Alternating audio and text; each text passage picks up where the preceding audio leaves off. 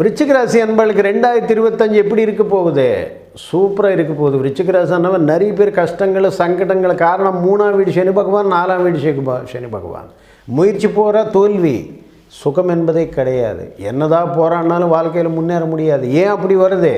இது நிரந்தரமான அமைப்பா அப்படின்னு நிறைய பேர் பயப்படுறது உண்டு. அப்படி எதுவும் கிடையாது. இப்போ வரக்கூடிய 3 நாளுக்குரிய அதிபதி வந்து உங்களுக்கு 5ஆம் வீட்டில் பூர்வ புண்ணியத்தில் குரு வீட்டில் உட்காந்துருக்கிறார். ஸோ குரு அனுகிரகம் எளிதாக கிடைக்கும். அது மட்டும் இல்லாமல் விருச்சிக ராசிக்கு 2-5 கூடிய குரு பகவான் வந்து உங்களுக்கு அஷ்டமத்தில் இருக்கிறார். குரு 8ல் இருக்கிறது நல்லதா அப்படின்னா நல்லதா. ஏன்னா அங்கே இருந்தபடி 2ஆம் வீடு தனஸ்தானத்தை பார்ப்பார்.